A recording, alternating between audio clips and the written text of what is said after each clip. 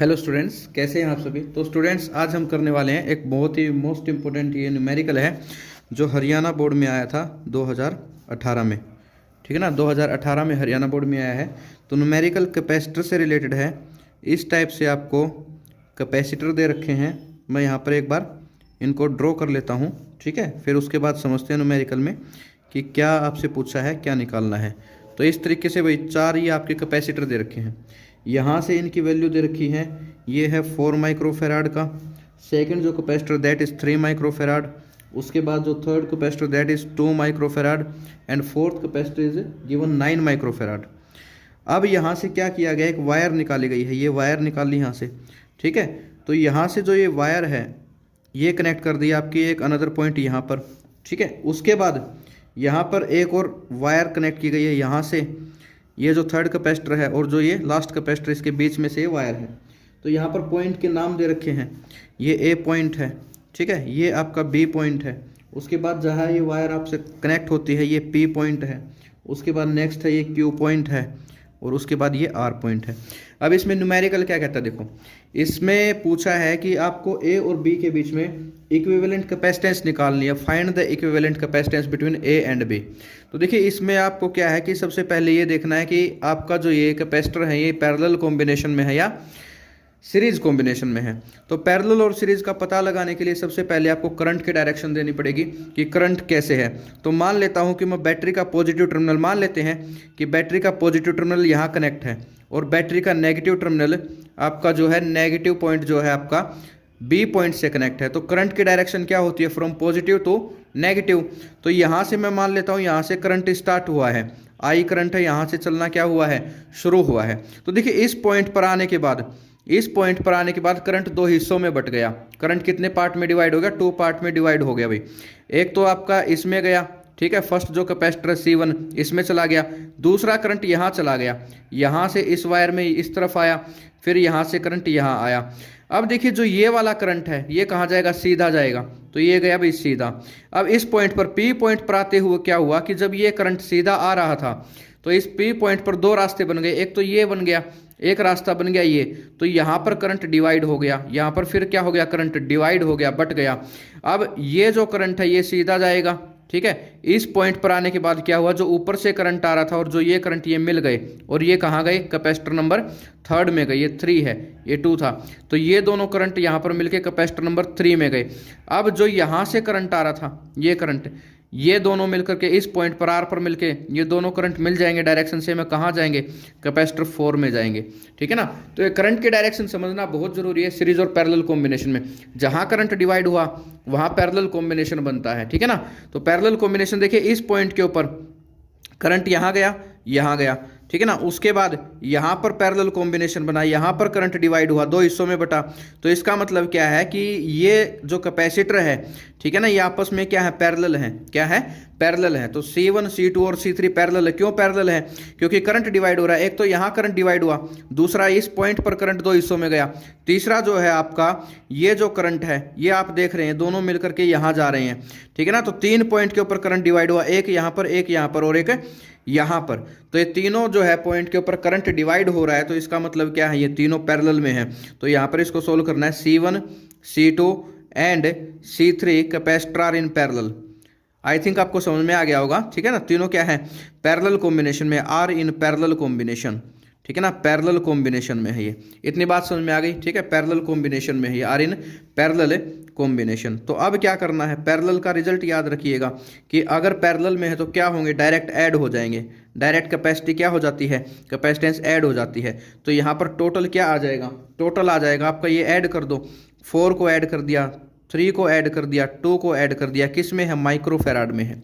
तो कितना हो जाएगा, 4 और 3 7 और 2 9 माइक्रोफेराड। तो मतलब ये 3 कैपेसिटर की कैपेसिटेंस कितनी आ गई, 9 माइक्रोफेराड। अब आपका जो सर्किट है वो कैसा बन गया, अब ये सर्किट कुछ इस तरह से बन जाएगा, तीनों का मिलाकर के 9 बन गया। उसके बाद आगे दे रखा है 9, तो ये 9 माइक्रोफेराड का जो तीनों को मिलाकर बना है और एक ये गिवन है, ठीक है ना, ये गिवन है, 4th कैपेसिटर है ये। तो ये ए पॉइंट था आपका, ये बी पॉइंट था आपका, ठीक है ना। तो ये इस तरीके से बन गया। तो अब ये किस में है, सीरीज में। जो करंट यहाँ से जाएगा वही करंट इसमें जाएगा, वही इसमें जाएगा, कोई डिवाइड नहीं हो रहा है करंट, तो मतलब सीरीज में है। तो ये कैसे है, सीरीज में। और सीरीज का रिजल्ट कैसे होता है, सीरीज का रिजल्ट होता है 1/CS। CS means capacitance in series, बराबर है 1/C1/1/C2, ठीक है ना, प्लस में 1/C2। तो 1/CS 1/9 प्लस 1/9, तो इसको ऐड कर देना है, क्या हो जाएगा, इसको एलसीएम लेके ऐड करेंगे, हो जाएगा 2/9। कितना हो जाएगा, 2/9 माइक्रोफेराड में है ये। उसके बाद देखिए CS चाहिए हमें, तो 1/CS नहीं चाहिए हमें, तो CS चाहिए। तो टोटल वैल्यू क्या हो जाएगी, इसको रिवर्स कर दे, मीन्स 9/2 माइक्रोफेराड, मीन्स कितनी 4.5 माइक्रोफेराड। तो इसकी टोटल कैपेसिटेंस कितनी आ गई, इसकी टोटल कैपेसिटेंस आ गई आपकी 4.5 माइक्रोफेराड। तो ये न्यूमेरिकल था, इंपॉर्टेंट न्यूमेरिकल था, ठीक है ना। दूसरा तरीके से भी आप इसको समझ सकते हैं। दूसरा तरीका क्या है, देखिए इसमें प्लस माइनस, अगर करंट के डायरेक्शन में कंफ्यूज हो रहे हैं तो एक और मेथड मैं आपको बता देता हूँ, सेम न्यूमेरिकल है, ठीक है, सेम न्यूमेरिकल आपका। एक और मेथड हम इससे कर दे हैं, तो हो सकता है कि जिसको पहले वाला मेथड समझ में ना आए तो दूसरा वाला आ जाए। तो ये था आपका न्यूमेरिकल, यहाँ से ब्रांच निकली थी, एक यहाँ आपकी मिली थी, ठीक है, एक ब्रांच यहाँ से मिली थी और यहाँ मिली थी, ठीक है ना। ये पॉइंट A कहता है, ये पॉइंट B कहता है। करंट की डायरेक्शन छोड़िए, आप देखिए अब क्या है इसमें।